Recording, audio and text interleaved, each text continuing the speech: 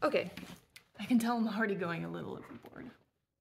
Welcome back to another episode of Small Bobbins. Welcome back to my channel. I do this so infrequently that I don't even remember what to say at the beginning of videos anymore. Lately, I've wanted to get a bit more into showing you guys a look behind the scenes of like what I do to run my online fabric store for lingerie making supplies. And one thing that I've been doing for almost a year now is releasing these monthly collections. So I've gotten really into sourcing dead stock lingerie materials, and I organize new drops every month. So it's kind of a goal for me to release a collection every month. Sometimes it's just a few new materials, sometimes it's a whole like coordinated collection. And since sourcing dead stock materials can be a bit tricky, like sometimes I don't always find matching materials or like a full like matching set of everything. Like I do kind of pick and choose like, oh, well, I found this color lace and it has this color threading on it, which matches this color elastic, and I think they'd go really well together, and maybe it would coordinate well with this color lining fabric. And so I've got one coming up, and I just kind of wanted to give you a little glimpse behind the scenes of how I plan for such a release.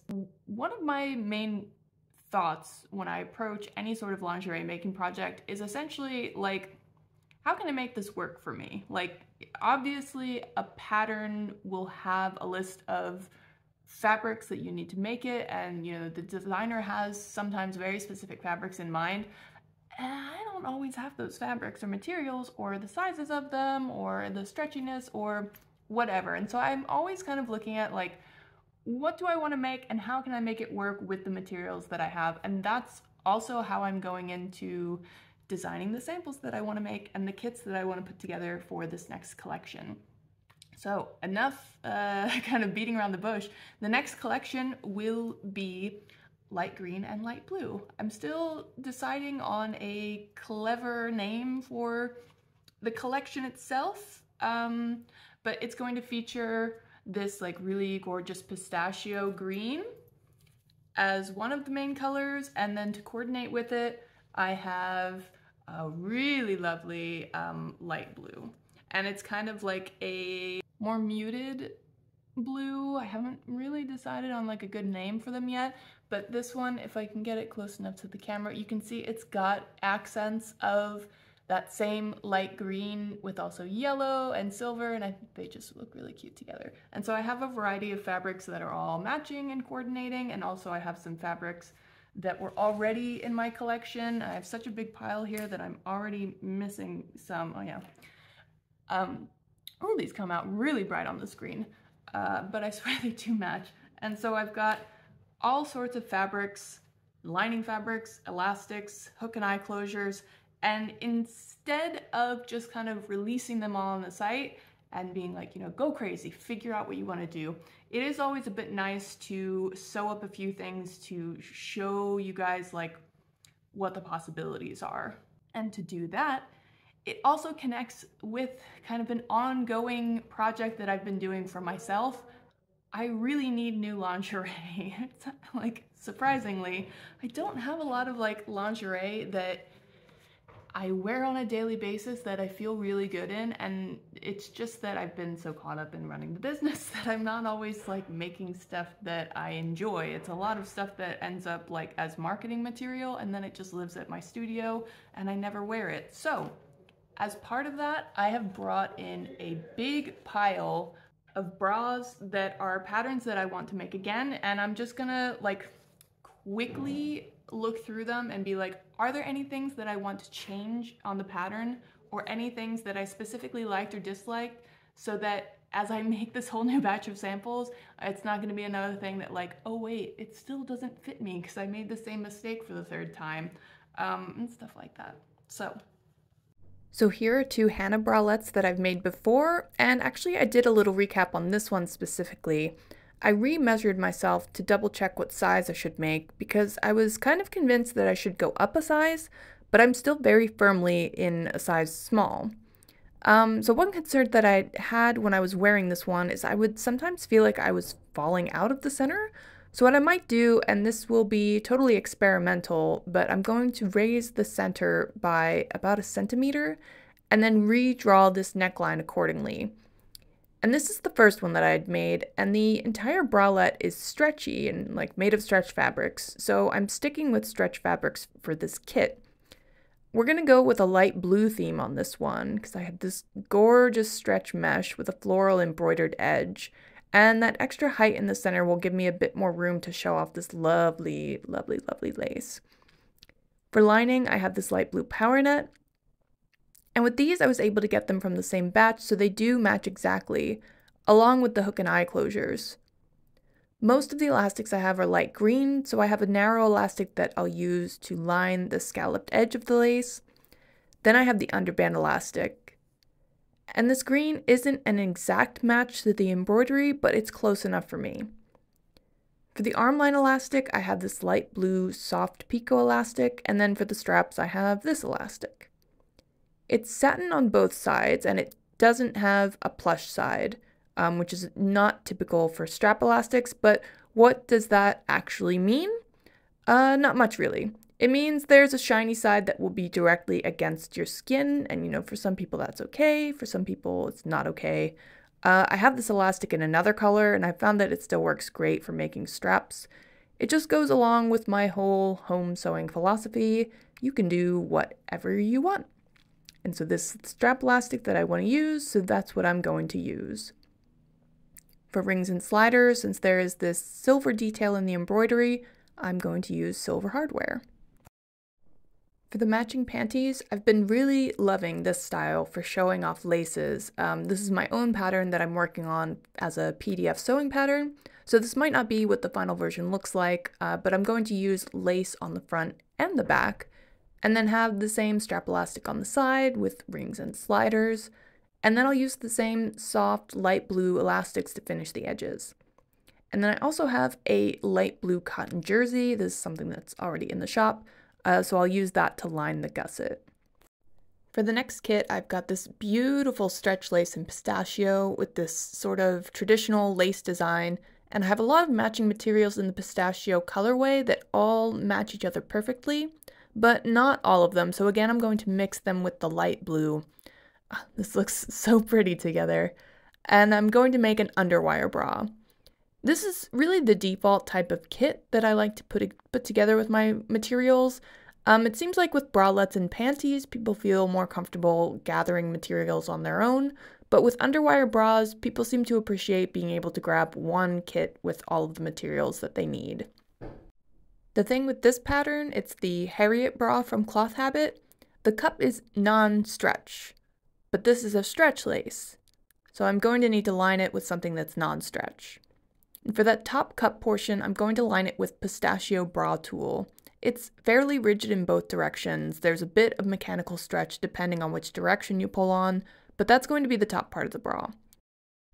For the rest of the cup, this version has sheer cup lining, but I'm going to use this light blue denier. It's very similar, it's rigid in one direction, it's very light, but in the other direction it has a teeny bit of stretch. So it's another one of those where you just have to be sure you're following the stretch directions noted on the pattern pieces.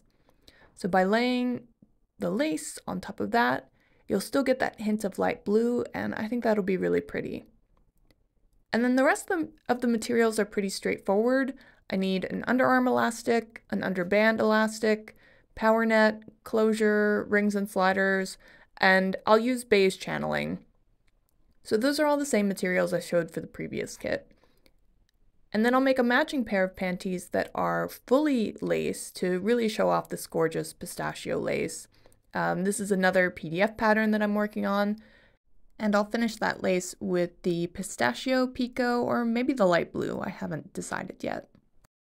And another little detail that I'm thinking of adding is to turn this bra into a racerback using these rose gold swan hooks. I've been wanting to use them on a project for a while, but they come from two different sources, so they do look a little strange on their own, but that's just the life of sourcing dead stock materials. But I do think once they have elastic covering most of the ring, it will just end up looking like a really cute little detail. And then I have a few materials that are already in the shop, but they match with the theme of the release, so I'm trying to think of kits that I could put together with them. So this is an apple green all over stretch lace. It stretches in one direction. Actually, I had used it in a previous video and I paired it with all candy pink materials and elastics, and I thought it turned out really cute. And it's such a super close match with the pistachio elastics that I thought I should take advantage of that. It could make a really cute bralette. I don't think I'd use it to make a bodysuit because it doesn't have two-way stretch.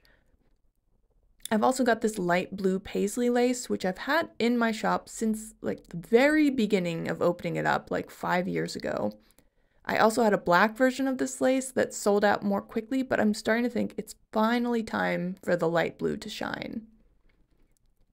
And then there's this cornflower blue stretch satin jersey. It's showing up way more saturated on camera, so go check out the website to see the color more accurately. It's so pretty and it's got this really nice shine to it, and I'm still doubting whether I'll make a kit for it for this release. I have this same fabric in light purple as well, and I used it last year to make a really simple bralette, and I think this cornflower blue color could look really nice with the pistachio. That could work, but it could also look really cute with all candy pink materials too. And now I'm torn. See, this is a real-time look into my whole planning process. Like, should I make a kit for this? Do I have enough time to make the samples? Does it fit into the theme of the collection? And then, separately, I also have this fabric back in stock. You might recognize it if you follow me on Instagram or if you get the newsletter, because I had it last summer and it sold out really quickly. And I made this bra. It's the Esplanade bra from Orange Lingerie, and I filmed a whole YouTube tutorial for it, like everything except the ending of the video. But then the fabric sold out and I kind of lost my motivation to post the video about a fabric I didn't have in stock anymore. But now it's back.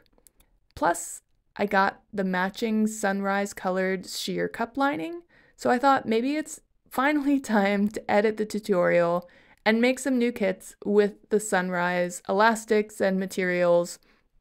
And then I can highlight a few other fabrics that could be used for underwire bra kits too. Am I giving myself too many tasks? This stretch mesh was released last summer, but it never really got the attention it deserved, so I think it would match really well with this sheer cup lining. Plus, I still have the closures, elastics, channeling, and all of the matching materials you'd need to make a nice underwire bra kit now. So we'll see. But then, once I do an initial brainstorm of all the kits that I want to make, I'll go back and try to figure out if there are any of my new materials that I forgot to highlight. And in this case, the only one that comes up is this 3x3 hook and eye closure. So it got me thinking, I do love my long line Watson bralettes. Why not use this apple green stretch fabric to make a new one? I do wear this cobalt blue one all the time and it does need to be replaced. I made this white lace one recently, but I need to shorten the straps on it. Honestly, that shouldn't take too long. I just need to do it. And then this one looks cute, but it's too small. And the reason it's too small is because I lined it with denier, which is mostly non-stretch. I should have just used mesh, and I've learned my lesson now. But I would love another Watson, so I can use the apple green all over stretch lace to make a light green and blue long line Watson bralette. For lining, I have this light blue power net. It's not an especially firm power net, I still need to weigh it though, or I could line it with this satin jersey too. Those two colors could look cute together. And then I can't stop thinking about this light blue lace still. I've actually wanted to make a bra with it and a black lace together for a long time. I like this one. I really like the dueling patterns that it has. It's non-stretch. It's already in the web shop now. Or I also have this one, which is a stretch lace. And it has this really cool detail where you could split it and then get this nice like eyelash trim. And I think for that one I would use the Black Beauty pattern by Emerald Erin. I've made it before, but I don't quite have the fit right, so it would still need some work. I could use the black lace as kind of the main detail and then make everything else light blue and maybe use all black elastics. This is the first one that I made, and it's all lace, so I guess that's more of the look that I would go for. I don't know, I think that could come out really cool in the end.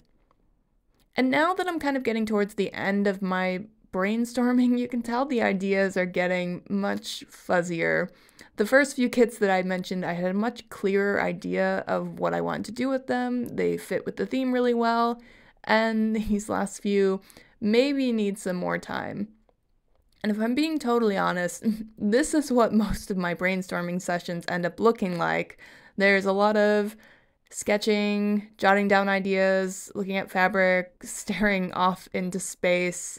Maybe this resonates with you too.